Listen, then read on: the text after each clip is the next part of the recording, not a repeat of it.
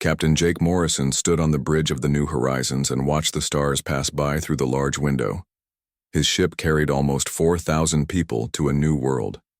The journey had taken 6 months, and they were finally getting close to their destination.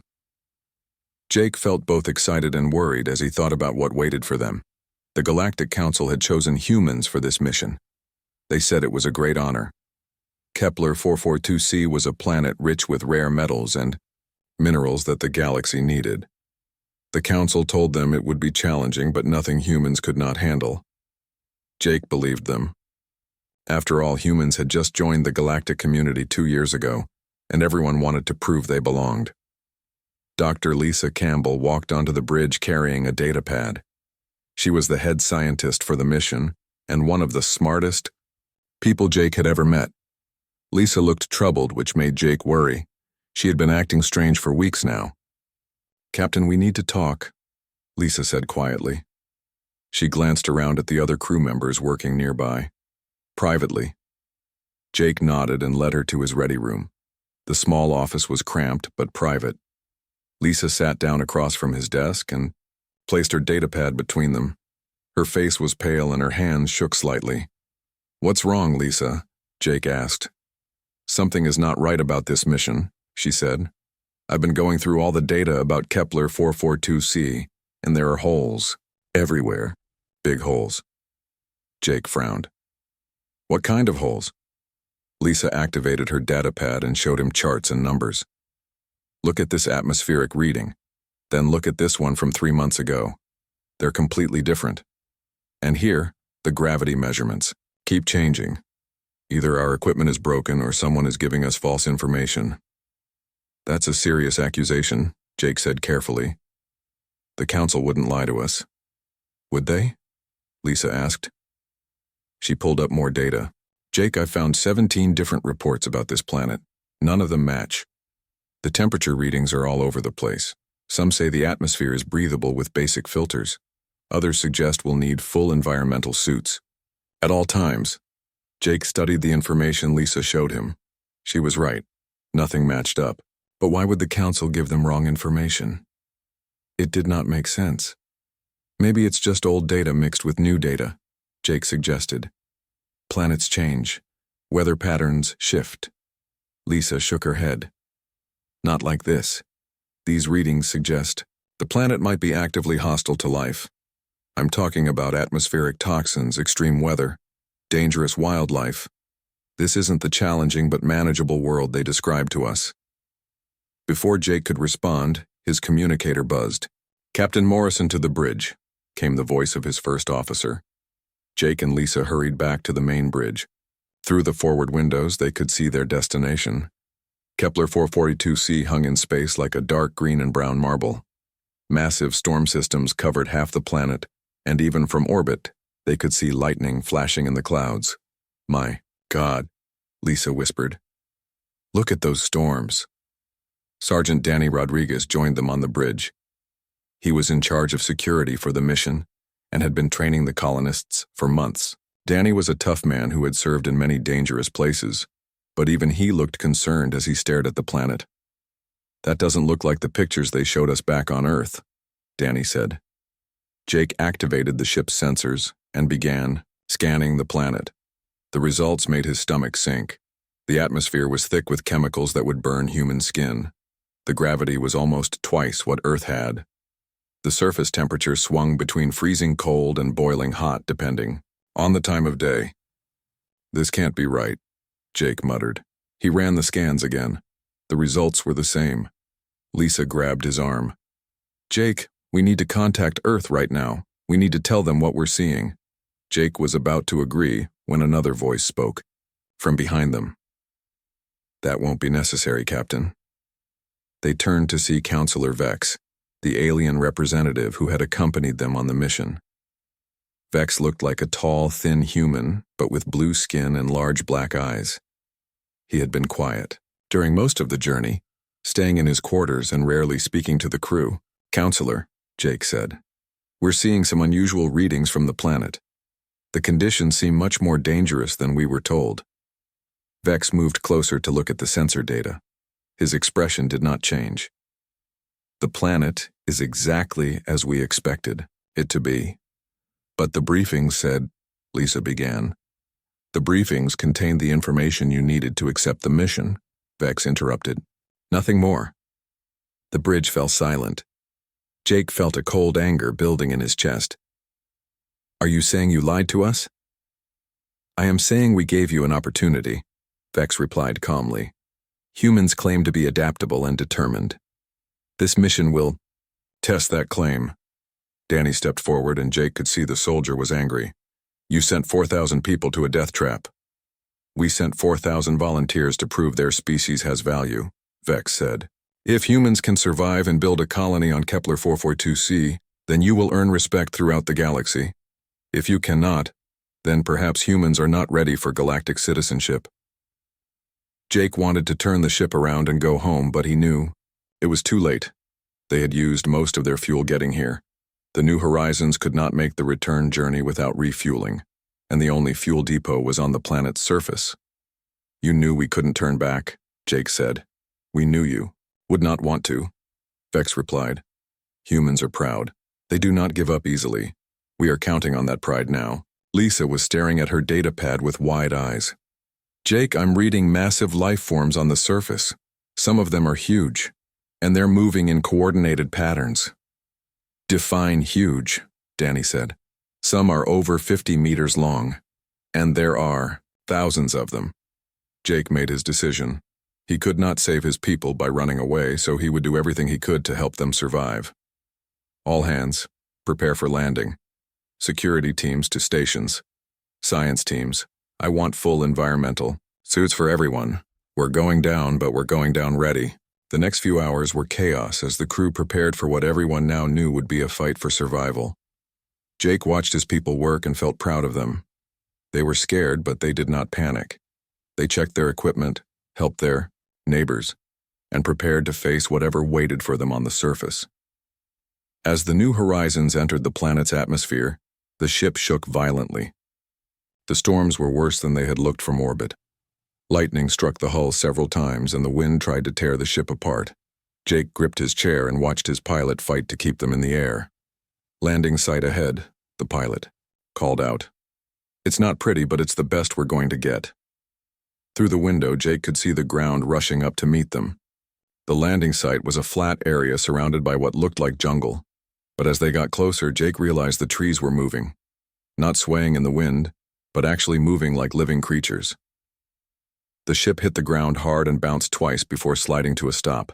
Emergency lights flashed throughout the bridge and Jake could hear alarms going off all over the ship. But they were down. They had made it to the surface of Kepler 442c. Welcome to your new home, Vex said quietly. Jake looked out at the alien landscape and wondered how many of his people would be alive in a week. But he had a job to do. He was their captain and he would get them through this somehow. All teams begin unloading procedures, Jake announced over the ship's communication system. Stay alert, stay together, and remember, we're humans. We don't give up. Outside the ship, something large moved through the twisted trees, watching them with hungry eyes. The first human to die on Kepler 442c was engineer Pete Collins.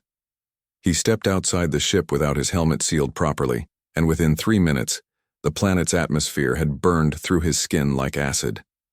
Dr. Lisa Campbell tried to save him, but there was nothing she could do. Pete died screaming as his lungs filled with blood.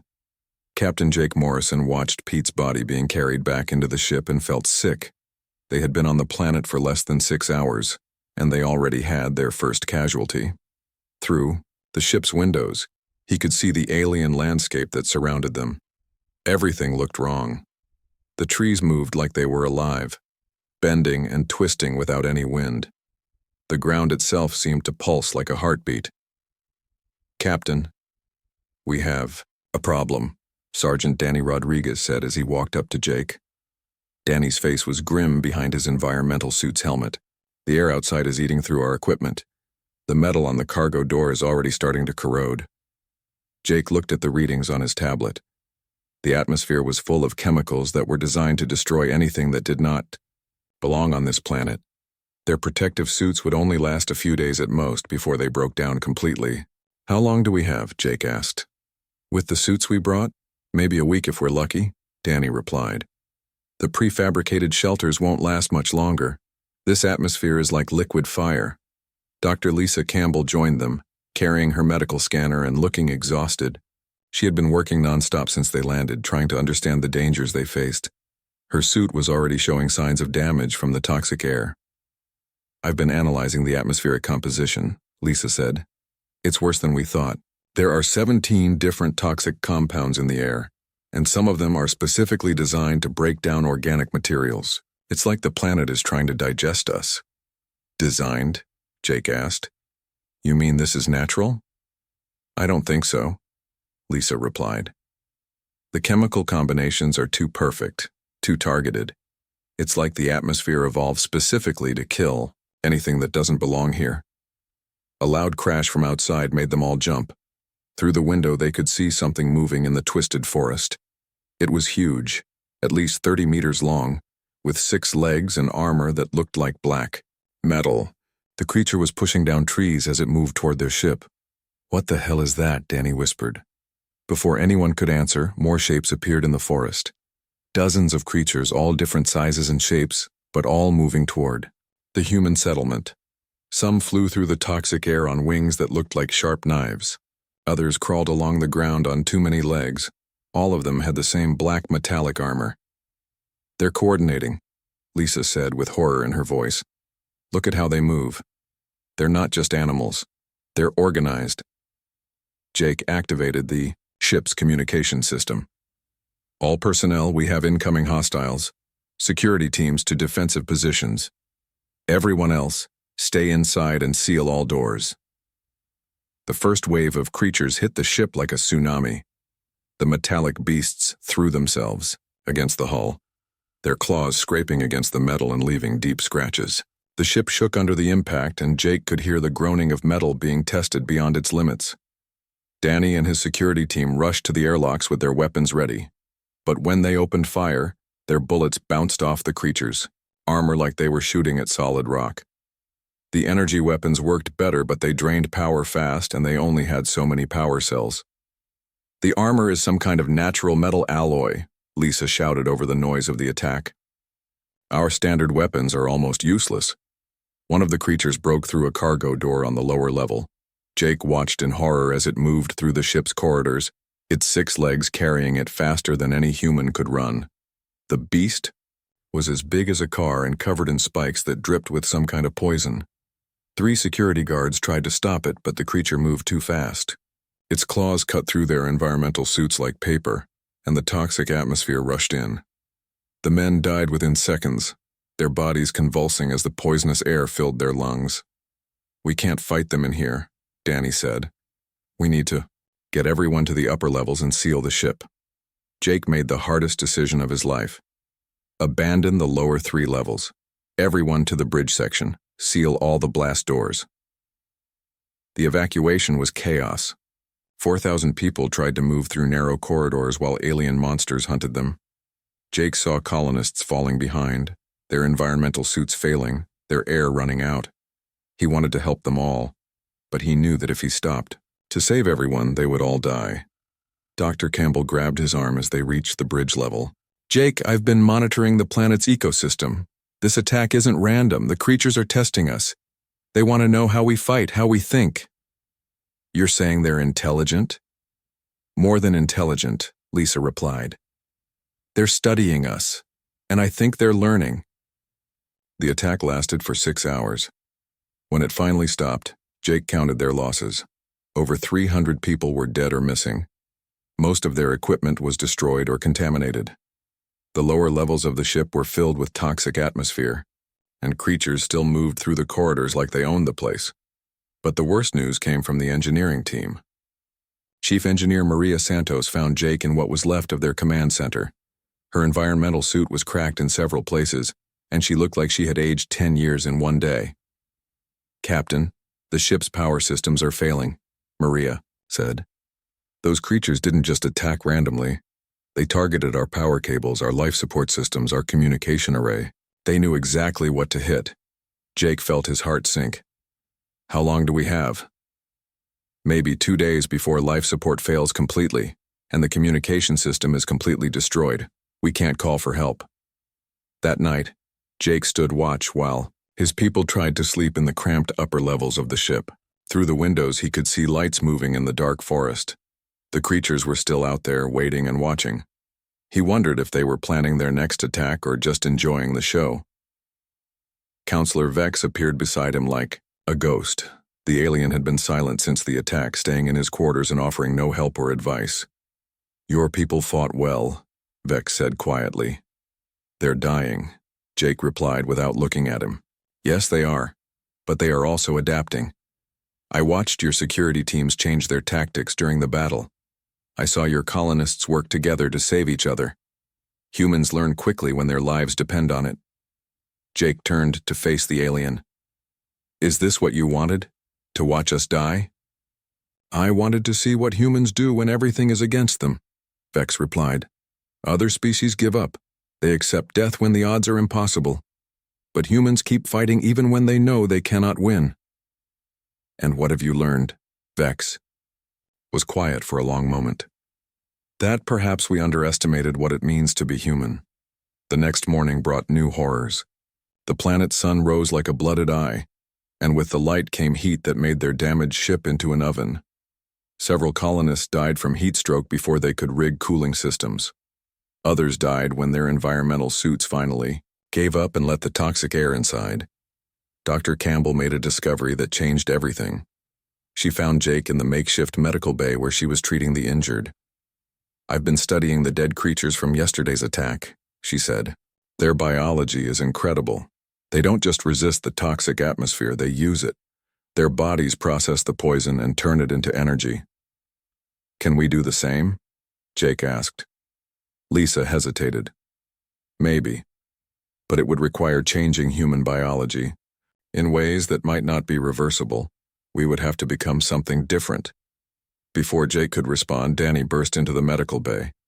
"Captain, we have movement outside. Thousands of them this time, and they're bringing bigger friends." Jake looked out the window and felt his blood turn cold. The creatures from yesterday looked small compared to what was coming now. Things the size of buildings moved through the forest, their metal armor gleaming in the poisonous sunlight. The ground shook under their weight. "How long until they reach us?" Jake asked. 20 minutes, maybe less," Danny replied. Jake looked at his people. They were tired, scared, and running out of hope. But they were still human, and humans did not give up. He activated the communication system one last time. "All hands, this is Captain Morrison. We're about to face our biggest test yet. I won't lie to you, the odds are bad, but we're human, and that means something. We don't quit, we don't surrender, and we don't die easy. Everyone to defensive positions. Let's show these monsters what Earth is made of." Outside, the alien army approached, ready to finish what they had started. 3 months had passed since the New Horizons landed on Kepler 442c, and Captain Jake Morrison was dead. He died trying to save a group of colonists who were trapped when their shelter collapsed. A creature the size of a truck had crushed him, while he carried an injured woman to safety. His last words were telling his people to never give up. Dr. Lisa Campbell stood over Jake's grave, which was just a pile of rocks in the cave where they now lived. Of the 4,000 people who came to this hell world, only 387 were still alive. The rest had died from the toxic air, the savage creatures, or the diseases that came from eating alien plants. Sergeant Danny Rodriguez walked up beside her. His environmental suit was patched with metal from dead creatures, and his face mask was cracked. Like everyone else, he looked like he had aged years in just months. The constant fear and fighting had changed them all. "We lost 12 more people yesterday," Danny said quietly. "The Johnson family didn't make it through the night. Their air filters finally gave out." Lisa nodded sadly. Every day brought new deaths. Their equipment was falling apart. Their food was almost gone, and the creatures outside seemed to be getting smarter and more aggressive. She had become the leader of the survivors after Jake died, but she felt like she was leading them nowhere except to slower deaths. "Danny, I need to show you something," Lisa said. She led him deeper into the cave system where they had set up, A makeshift laboratory. The caves were the only place they could survive without environmental suits. But even here the air burned their throats and made their eyes water. In her lab, Lisa had been studying the dead creatures they had managed to kill. She had also been studying the colonists who had died, trying to understand why some people lasted longer than others. What she had discovered was both horrible and hopeful. "Look at this," Lisa said, showing Danny a microscope slide. "This is tissue from one of those armored creatures. See how the cells process the toxic chemicals? They don't just resist the poison, they eat it and turn it into energy." Danny looked through the microscope. "Okay, but we're not aliens, we can't do that." "Maybe we can," Lisa replied. She pulled out another slide. "This is from Tommy Rodriguez, the kid who lasted 3 weeks outside without a proper suit before he died. Look at his cells." Danny peered into the microscope again.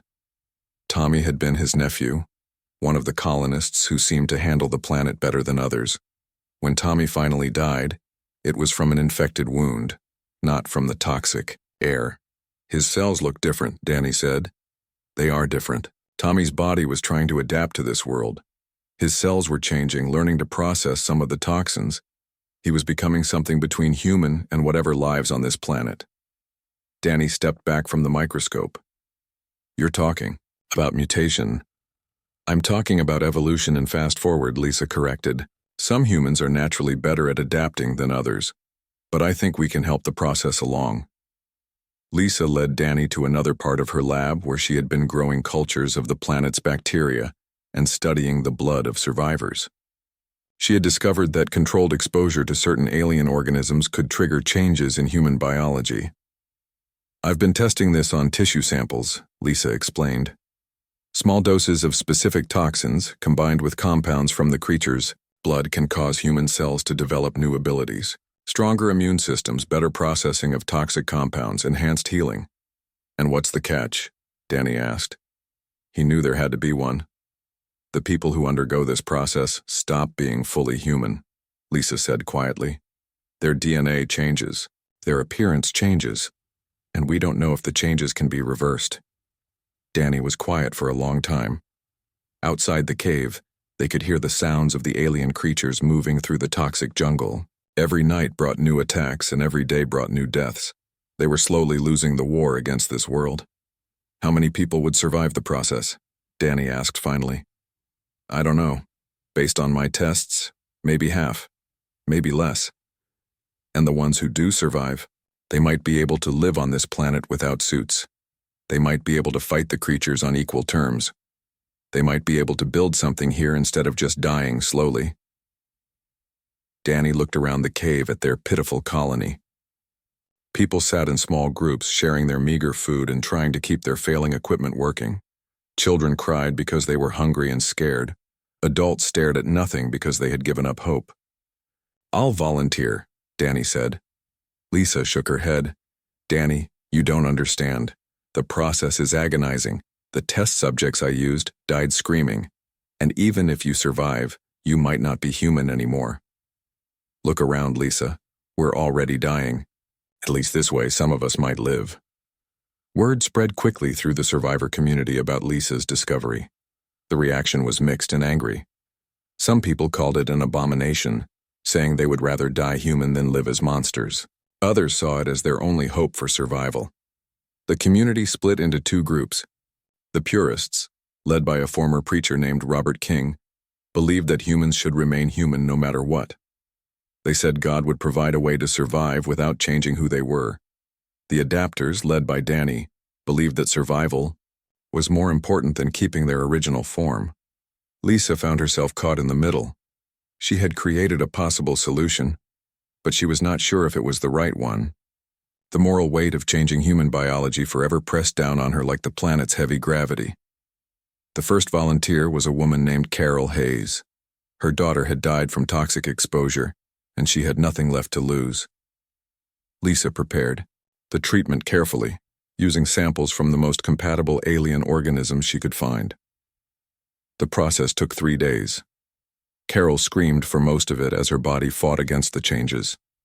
Her skin turned darker and developed a tough, leathery texture. Her bones became denser and her muscles grew stronger. By the end, she looked like a human, but not quite human.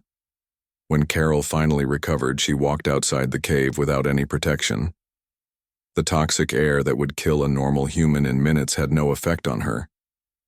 She could see better in the dark, move faster than any human should be able to, and her wounds healed in hours instead of days. "It works," Carol said when she returned to the cave. Her voice was different, deeper, and rougher than before. "I can survive out there." More people volunteered.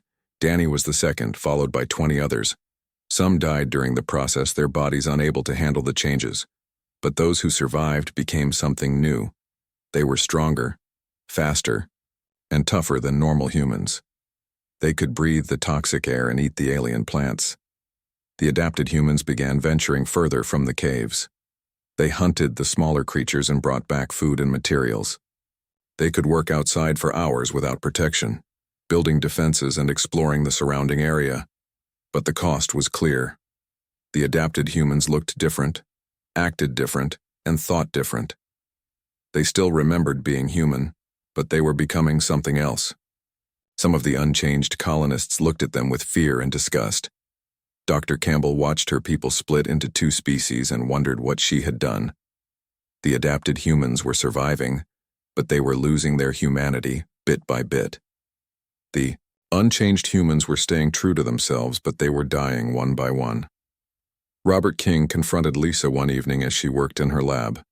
The preacher's face was gaunt from hunger and sickness, but his eyes burned with righteous anger. "You're playing God," he accused her. "You're destroying the human race." "I'm trying to save it," Lisa replied. "By turning us into monsters?" Lisa looked at him sadly. "By giving us a choice. Stay human and die, or change and live. What would you choose for your children?" King did not answer, but that night 3 more people from his purist group quietly asked Lisa about the adaptation process. Winter was coming to Kepler 442c, and with it would come new dangers. The adapted humans reported massive migrations of creatures moving toward their area. The planet's seasons brought different types of predators, each more dangerous than the last. Lisa realized they would all have to make a choice soon. Adapt and survive as something new, or remain human and face certain death when winter arrived. She looked at her dwindling supplies of medicine and food, then at the adapted humans who were growing stronger every day. The choice was becoming clearer, even if it was not becoming easier. On Kepler 442c, evolution was not a gradual process that took millions of years. It was a desperate race against extinction that happened in months, and time was running out for the human race to decide what it wanted to become. 2 years had passed since the humans first landed on Kepler 442c. Dr. Lisa Campbell was dead, killed by her own adaptation experiments when her body finally rejected the alien toxins she had been testing on herself. She died in agony, but her research notes lived on, scattered throughout the caves where the survivors had made their home. Sergeant Danny Rodriguez stood at the entrance to their underground fortress and barely looked human anymore. His skin was dark gray and covered with scales that could stop the claws of most predators. His eyes had changed color to a bright yellow that could see perfectly in the toxic fog that covered the planet.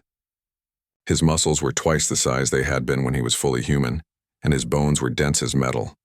Of the 4,000 people who had come to this world, only 47 were still alive. All of them had undergone Lisa's adaptation process, except for 3 holdouts who somehow managed to survive in the deepest parts of the caves. Danny led this group of changed humans who were no longer quite human, but were not quite alien either. The adapted survivors had learned to work with the planet instead of fighting it. They had tamed some of the smaller creatures, using them as guards and hunters. They grew alien plants for food in underground gardens. They had even learned to make weapons from the bones and shells of dead monsters. But Danny knew their time was running out. Through the cave entrance, he could see the signs that terrified him. The sky was turning a deeper shade of green, and the ground vibrated with a rhythm like a massive heartbeat. The Great Migration was beginning. Carol Hayes walked up beside him. She had been the first volunteer for the adaptation process, and the changes had been kinder to her than to most. She still looked somewhat human, though her hair had turned white and her fingers ended in sharp claws. "The seismic sensors are picking up movement from the south," Carol reported. "Something huge. Multiple contacts, all moving this way." Danny nodded grimly. They had known this day would come. Every few years, the planet's ecosystem went through a massive change. Continent-sized swarms of the largest predators would migrate across the world, eating everything in their path. The adapted humans had survived 2 years on Kepler 442c, but the Great Migration would test them like nothing else. "How much time do we have?" Danny asked. 3 days, maybe 4 if we're lucky." Danny looked back into the caves where his people were going about their daily lives. Children who had been born on this world played with pet creatures that looked like armored lizards. Adults worked on improving their weapons and tools. They had built a life here, strange as it was, but the Great Migration would destroy everything they had built. Danny had seen the recordings from previous migrations in the alien ruins they had discovered. Nothing survived when the great creatures moved. Even the planet's toughest predators either joined the migration or died trying to stop it. "Gather everyone," Danny told Carol. "It's time to move." The decision to leave their cave fortress was the hardest one Danny had ever made. This place had been their home for 2 years. They had carved rooms from the living rock, built gardens in the deep chambers, and created workshops where they made everything they needed to survive. But staying meant certain death. The migration route ran directly through their area, and no cave would be deep enough to protect them from what was coming. Tommy Martinez, one of the younger adapted humans, approached Danny with a worried expression. Tommy had been 12 when they arrived on the planet, and the adaptation process had changed him into something that could barely be called human. But his mind was still sharp, and he had become their best scout. "Danny, I've been studying the migration patterns in Lisa's old research," Tommy said. "There might be a way to survive this." Danny looked at the boy who was no longer really a boy. "Tell me." "The creatures don't migrate randomly. They follow ancient paths that lead to the deep places in the planet's core. If we could get ahead of them, if we could reach the core areas first, we might find shelter in places they don't go." "The core areas are thousands of miles away," Carol pointed out. "And they're the most dangerous parts of the planet." "More dangerous than staying here?" Tommy asked. Danny considered the options. They could try to hide and hope the migration passed them by, but that was almost certainly suicide. They could try to fight the migrating horde, but that was definitely suicide. Or they could attempt the impossible journey to the planet's core, regions through territories that no human had ever explored. "How long would it take to reach the core?" Danny asked. Tommy consulted Lisa's notes. 2 weeks if we move fast and don't run into major obstacles." "But Danny, the route goes through the Screaming Valleys, the Crystal Forests, and the Blood Swamps. Those places killed our scouting teams." "Then we'll have to be better than our scouting teams," Danny replied. "Gather all the supplies we can. Carry. We leave in 6 hours." The journey began before dawn on the 3rd day.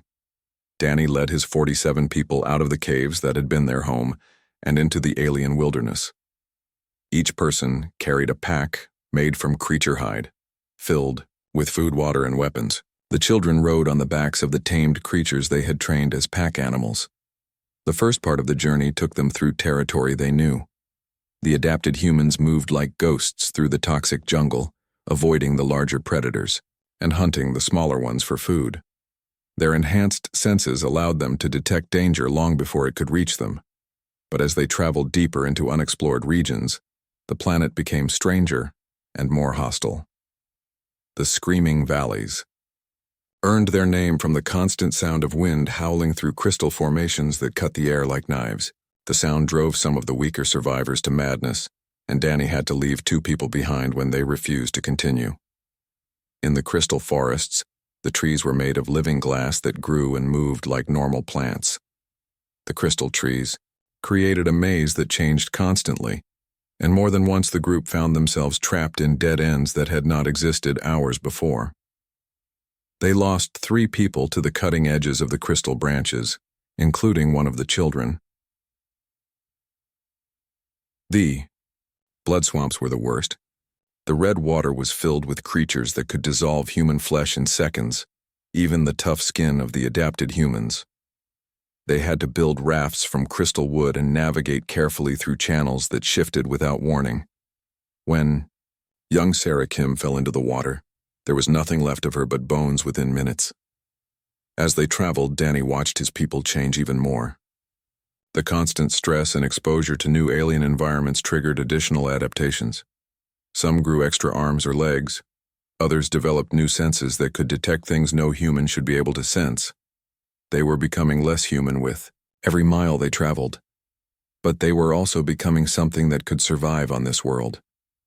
Their bodies learned to process new toxins, their minds adapted to the alien logic of the planet's ecosystem, and their spirits grew harder and more determined than any human had ever been. On the 10th day of their journey, they encountered something that made even the adapted humans afraid. A creature the size of a mountain was moving slowly across the landscape ahead of them. It was part of the Great Migration, but it had separated from the main horde and was wandering alone. The creature was so large that it had its own weather system. Clouds formed around its head and lightning crackled between the spines on its back. Where it stepped, the ground cracked and new chasms opened. It was heading directly toward them. "We can't fight that," Carol whispered. "We don't fight it," Danny replied. "We hide from it." They found shelter in a cave system and waited while the mountain creature passed overhead. The ground shook for hours as the beast moved by, and several rockfalls nearly buried them alive. But they survived, and when they emerged, they found that the creature had accidentally opened a path through the mountains that would take them directly to the core regions. On the 14th day, they finally reached their destination. The core of Kepler 442c was unlike anything they had ever seen. Ancient ruins stretched for miles underground, built by some long-dead civilization that had once lived on this world. The architecture was alien but beautiful, and most importantly, it was safe from the Great Migration. In the deepest chamber of the ruins, Danny found something that changed everything. An alien beacon, still functional after thousands of years, connected to a communication network that spanned the galaxy. For the first time since landing on this world, they had a way to contact the outside universe. As Danny activated the beacon, he looked around at his people. They had started as humans and become something else entirely. They had lost almost everything, but they had gained the ability to survive in a place that killed everything else. He wondered if anyone in the galaxy would recognize them as human when help finally arrived. But as he sent out their distress signal, Danny realized it did not matter. They were survivors, and that was what counted. Outside, the Great Migration thundered past, shaking the ancient ruins. But deep underground, the last humans on Kepler 442c waited for rescue, changed forever but still alive. 5 years after the New Horizons had left Earth, a Galactic Council rescue ship called the Star of Unity arrived at Kepler 442c. The ship's captain was a tall alien named Commander Zeth, who had expected to find wreckage and bones. Instead, he found Danny Rodriguez waiting for them at the landing site, standing in the toxic atmosphere without any protection. Danny looked nothing like the human who had left Earth. His skin was dark gray with scales that gleamed like metal. His eyes were bright yellow and could see through the poisonous fog that covered the planet. He was taller and stronger than any normal human, with muscles that moved like cables under his armored skin. When he smiled, his teeth were sharp as knives. Commander Zeth stepped out of his ship wearing a full environmental suit and stared at Danny in shock. Behind the commander came 3 other aliens, including Counselor Vex, the same alien who had traveled with the original expedition. "You are human?" Commander Zeth asked through his suit's speaker. "I was human," Danny replied. His voice was deeper and rougher than it had been 5 years ago. "Now I am something else, something better." "Counselor," Vex moved closer, his dark eyes studying Danny like he was looking at a dangerous animal. "Where are the others? Where are the 4,000 colonists we sent here?" Danny gestured toward a pile of metal and bone that had once been the New Horizons. The ship was barely recognizable, covered in alien growth and corroded by years of toxic rain. "Most of them are dead. They died in the first year, killed by this world you sent them to. But you survived," Vex said. There was suspicion in his voice. 47 of us survived. We learned to change. We learned to become what this world needed us to become. Danny led the aliens to the cave system where the other survivors lived. Commander Zeth and his team were horrified by what they saw. The humans who emerged from the caves looked like monsters from a nightmare. Some had extra arms or legs. Others had skin that looked like rock or metal. All of them moved with inhuman grace and strength, but worst of all, they were children. Human children who had been born on this world and looked more alien than human. They played with creatures that would have killed normal humans instantly, and they breathed the toxic air like it was as natural as water. What have you done to yourselves? Commander Zeth whispered. Carol Hayes, who had been the first to undergo the adaptation process, stepped forward. She still looked more human than the others, but her white hair moved like it was alive and her claws gleamed in the dim light. We did what we had to do to survive, she said. We became what this world demanded. Counselor Vex walked among the adapted humans with growing unease. These were not the weak, fragile creatures he had expected to die quickly on this death world. These were something new, something that could thrive in conditions that would kill any other known species. This is impossible, Vex muttered. No species can adapt this quickly. No species can survive in this environment. Danny smiled, showing his sharp teeth. You're right, no species can do this except humans. That evening, Danny sat with the rescue team in their ship and told them the story of what had happened on Kepler 442c. He showed them Dr. Lisa Campbell's research notes, which he had memorized completely. He showed them Captain Jake Morrison's personal logs describing the early days of horror and death. He showed them recordings of the creature attacks and the slow breakdown of their equipment. But most importantly, Danny demonstrated what the survivors had become. He walked outside the ship without protection and breathed the toxic air that would kill the aliens in minutes. He called to one of the massive predators that lived near the caves, and the creature came to him like a trained pet. He lifted rocks that weighed more than the aliens' entire bodies. You sent us here to die, Danny said to Counselor Vex. You thought humans were too weak to be useful to the galaxy. You wanted to get rid of us without taking responsibility for it. Vex's blue skin had turned pale. The mission was a test of human determination. It was a death sentence, Danny corrected. But you made one mistake. You underestimated what humans become when they have no choice but to change or die. Commander Zeth studied the data Danny had given them. The information was incredible and terrifying. These adapted humans could survive in environments that were toxic to every other known species. They could fight creatures that were made of living metal. They could thrive on worlds that were considered completely hostile to life. What do you want from us? Commander Zeth asked. Nothing, Danny replied. We don't need your help anymore. We don't need your protection or your technology. We've become something that can survive anywhere. But you activated the beacon. You called for rescue. Danny nodded. I called you here to deliver a message. I want the galaxy to know what happened here. I want every species to understand what humans are capable of when you push us too far. Over the next few days, more ships arrived at Kepler 442c.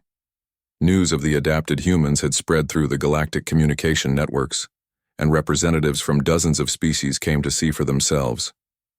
They found Danny and his people living and thriving on a world that should have been impossible for any life form to survive. The galaxy's reaction was mixed. Some species were amazed by human adaptability and wanted to study how it was possible.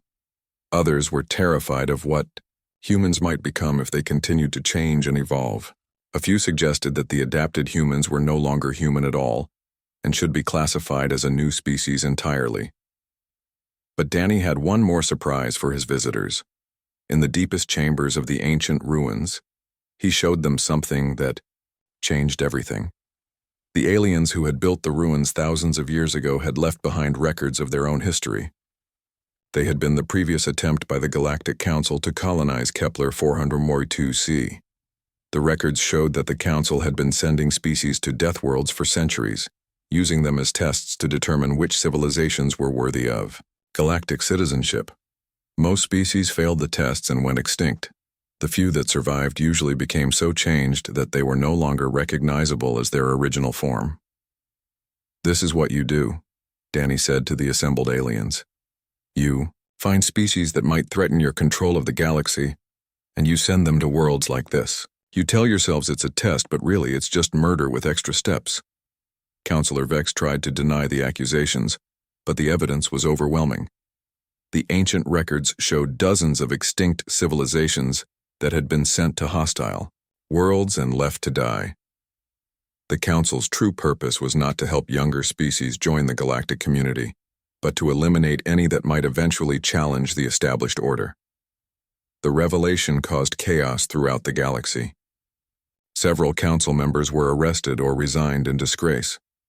Other species began to question whether they had also been manipulated or tested without their knowledge. The entire structure of galactic government was called into question, but Danny Rodriguez was not interested in galactic politics. When Commander Zeth offered to take him and his people back to Earth, Danny refused. "Earth is not our home anymore," Danny said. "We belong here now. This world made us what we are, and we've made it our own."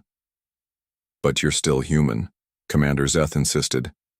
Danny looked at the commander with his yellow eyes and smiled with his sharp teeth. "No, we're something better. We're what humans become when the universe tries to kill us and fails." The rescue ships eventually left Kepler 442c, carrying with them the story of what had happened to the human colonists. The tale spread throughout the galaxy, becoming a legend that was told in whispers and warnings. Danny Rodriguez became known as the survivor, the last witness to humanity's greatest test. His testimony changed how the galaxy viewed humans. No longer were they seen as weak newcomers who needed protection.